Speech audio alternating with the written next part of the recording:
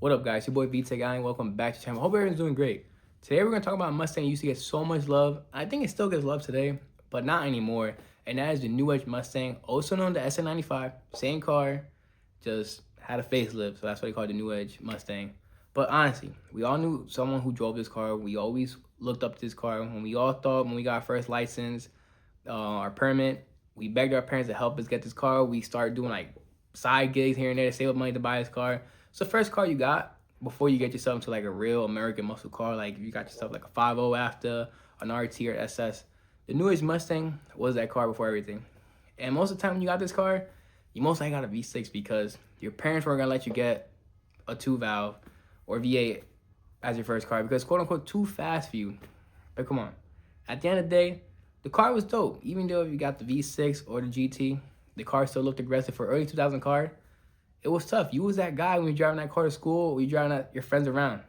But let's talk about why people love this car so much today, because there's so many great things about this car, and I feel like a lot of people forgot about this car low-key.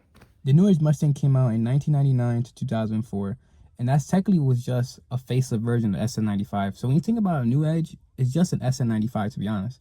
Same platform, basically the same basic setup. Ford just redesigned the body lines and made the car look way more better and more aggressively in my standpoint. And honestly, I think that facelift changed the car completely. Just like the Fox body, the new Edge Mustang became one of those popular cars that you see everywhere. And there's so many things you could do to it. You can make it to a drift car, you can make it to a drag car, and you can make it to a nice little street car if you want to. And sadly, if you're in a takeover scene, you can make it to a takeover car. Because these cars became so cheap, people start buying them and building them any way you want. Because the car value solo is different if you get like a different type of Mustang, like if you get a Boss Mustang, or if you got yourself like a S550 Mustang, those values of the car are worth so much. But the 2-valve or the SN95 new Edge Mustang, the values are not there anymore. So these cars are great cars if you can do random things to them. Because remember, the car is rear-wheel drive. It had the option to be manual or automatic. Came with a V6 and came with a V8 option. A huge aftermarket support scene, which is great to be honest. And an endless potential of swaps you can do. I've seen people do 1J swap, 2JZ swaps, LS swaps, which is weird to be honest because it is a Ford. And you put your Chevy in a Ford, and you can do 5.0 swaps on it. That's pretty dope, I'm not gonna lie. That's why so many people think the new Edge Mustang is one of the best first cars you can get into if you're trying to buy like a project car today.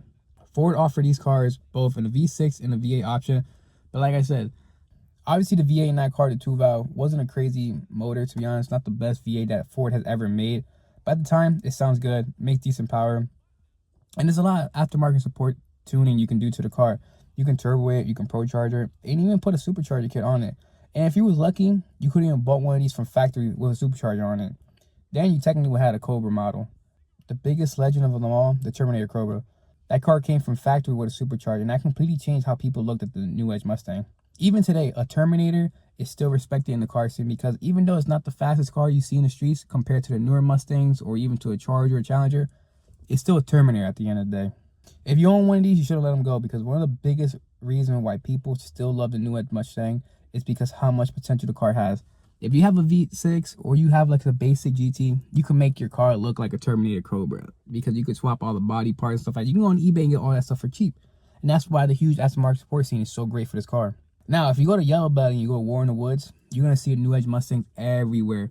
It used to be back in the day, you see a lot of Fox body, but as the time go past, it's easy to get a new Edge Mustang or SN95 than a Fox body. And these cars are going down these quarter miles, going fast as heck. I ain't gonna lie to you. People love these cars for drag racing because they're light.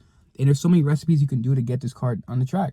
And like I said, this car is built for many things. You could drag it, you could drift it, or you can do a street build if you want to, or take it as a takeover. The recipes there, so many people has done so many things to this car that you can just go online and look at what you want to do, and all the parts are there. You just have to follow what they did in the YouTube video. And here's the thing. If you love the car exterior-wise, like I do, and you don't like the motor, there you go. There's a potential for your first swap to there. You can do a 2JZ swap if you're into that. If you're into the JDMC, you can do that, or you can do a 1JZ swap too. If you're into the American muscle cars, or American muscle motors, you can do an LS swap, which I think you shouldn't do, but at the end of the day, it is the cheapest bang for your buck. LS swapping one of those things will be kind of tough. Or you can do a 5.0 swap, which I think is pretty cool because you get the newer motors in an old chassis car. That's kind of hard if you tell me. Listen, but at the same time, there's so much potential for this car, but there's a lot of things that ruin this car. Because a lot of young kids, when they first get their like permit or driver license, the first car they look into is the SN95 or a new Edge Mustang because they're so cheap and they're like the best car you can get right now for that price point for like for a cheap car, like for what, $3,000, $4,000 car. But what these kids kind of do to them, or like these young people do to them, they put cheap exhaust on, they make it so rowdy and it hurts your ears and it sounds disgusting in the car.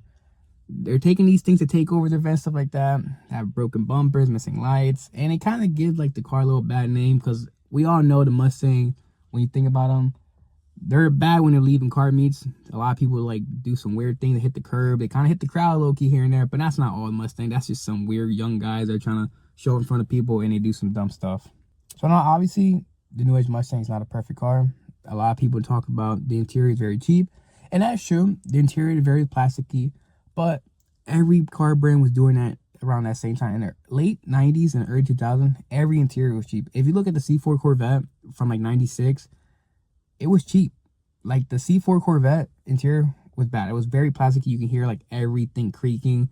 Same thing with the Magnum. Same thing with the Dodge Charger. All the interior pieces were cheap. So when people say that's the biggest downside, that's every biggest downside of every car during that year. Yes, you can say the shifter's in a bad position because like you're almost hitting your drinks and stuff like that. I think that's like the only bad thing about the new Edge Mustang or SN95, to be honest. At the end of the day, the SN95, the new Edge Mustang, is it the perfect Mustang? No, there's way better Mustangs you can get, or even American muscle cars you can get, because you can get yourself like a second gen Charger for like a little bit more money with the RT, and that's a low-key better motor than the 2-valve. But the SN95 new Edge Mustang is the best platform for you to do as a project car. It's very cheap. It's a rear-wheel drive car. It has a V8 in it if you can get one, and it has the option to be automatic or stick. I don't know. It's not that bad. There's so much things you can do to this car, so that's why I say it is the best project car right now. Yeah, you can get yourself a G35. It might be run down. The young kids are using this car a lot right now, so that motor might blow or that transmission might blow sooner or later. You can get yourself a Honda Civic, but everyone got a Honda Civic, so I low-key want to stand out a little bit. So let me know down below. Is the SN95 size new Edge Mustang the best project car you can get right now? Or there's other cars that are way better? Let me know down below. I'm eager to see what you guys say. And it's your boy VTech. I'm going to see you in the next one.